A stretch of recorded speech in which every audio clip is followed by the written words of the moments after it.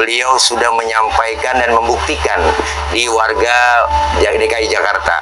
Semua janji-janji waktu kampanye, semuanya itu program-program berjalan bagus dan luar biasa antusias dari masyarakat DKI Jakarta, merasa puas dengan kepemimpinan Pak Anies Rashid Baswedan. Ini adalah salah satu modal. Selamat datang di podcast Perubahan. Kali ini, kami sajikan konten yang berisikan tentang testimoni dari Ustadz Skel akan sosok Pak Anies Baswedan. Selamat menonton. Dari ketiga kandidat yang ada, siapa yang akan Ustadz pilih? Dari tiga ini semuanya bagus, tapi ada yang lebih bagus kalau menurut pandangan saya, yaitu saya tahu persis siapa sosok Bapak Anies Rashid Baswedan. Karena Pak Anies dari rekam jejaknya, kemudian juga secara menyeluruh, secara umum, beliau sudah menyampaikan dan membuktikan di warga DKI Jakarta. Semua janji-janji waktu kampanye, semuanya itu program-program berjalan bagus dan luar biasa antusias dari masyarakat DKI Jakarta, merasa puas dengan kepemimpinan Pak Anies Rashid Baswedan.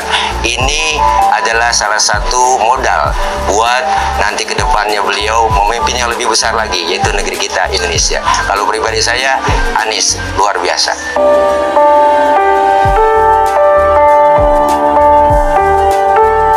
Sosok Pak Anies di mata saya ramah, beliau ceria, beliau asik, beliau bisa menjadi guru buat saya, beliau bisa menjadi teman buat saya, beliau tempat curhat kita, sharing semuanya dari kalangan apapun, baik ulama dan seluruh komunitas-komunitas, pimpinan-pimpinan para pembesar dari agama yang ada di Indonesia, terutama di DKI Jakarta kemarin, semuanya direkrut. Nah, itu cerdas luar biasa. Beliau bisa mengayomi, beliau bisa melayani, dan beliau nggak ada lelahnya, luar biasa buat saya. Itu Masya Allah sosok yang saya kenal beliau.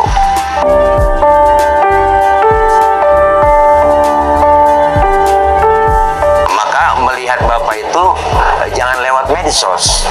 Kenapa? Karena memang setiap apapun yang dilakukan Pak Anies itu luar biasa dah. Penetrasinya, penjagalannya, bahkan isu-isu yang nggak baik buat beliau beredar di mana-mana di medsos itu. Akhirnya masyarakat kita harus cerdas. Melalui medsos ini nggak semuanya betul. Tetapi saya lihat dengan kepribadian beliau, saya tahu persis bahwa beliau nggak seperti yang dituduhkan melalui media-media bahwa beliau Syiah, beliau HTI, beliau itu radikal, Islam kanan. Enggak, itu semua enggak begitu. Secara pluralisme beliau memberikan itu kepada masyarakat, dan beliau juga sholawatan, beliau punya majelis zikir, bahkan pengajian di balai kota itu setiap bulan. Itu dibikin pengajian ulama-ulama kumpul, semuanya direkrut. Jadi itu enggak benar semuanya. Jadi untuk teman-teman masyarakat Indonesia, ayolah kita sedikit dewasa, sedikit cerdas untuk menyikapi berita-berita yang memang belum tentu kebenarannya. Tapi Pak Anies nggak begitu.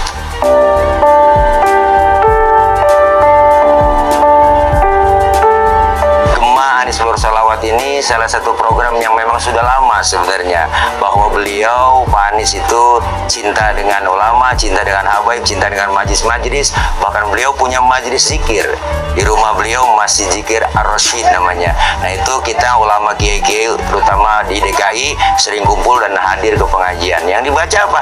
Ya sholawat, maulid, zikiran, tahlilan.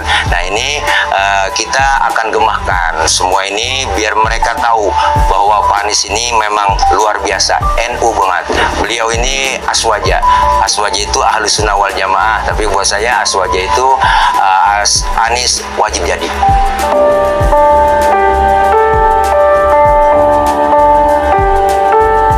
Beliau itu merangkul, beliau itu enak buat sharing. Beliau itu pengalaman yang sangat berkesan ketika saya ceramah, beliau habis sambutan, padahal beliau ada acara lagi, tetapi beliau duduk dengan tenang mendengarkan ceramah gitu. protokoler bilang bahwa Bapak ada acara lagi, tapi beliau menunggu sampai saya selesai ceramah. Ini salah satu adab luar biasa gitu loh. Ketika ada acara di tempat lain, beliau menghabiskan waktu untuk mendengarkan dulu. Biasanya kan sambutan para pejabat udah berangkat, tapi beliau menghargai. Itulah sosok yang luar biasa, adabnya, akhlaknya. Ketika kita ceramah, beliau nggak pergi, tapi sampai selesai dan sampai doa, bahkan baru berangkat lagi ke lokasi acara yang berikutnya. Itulah.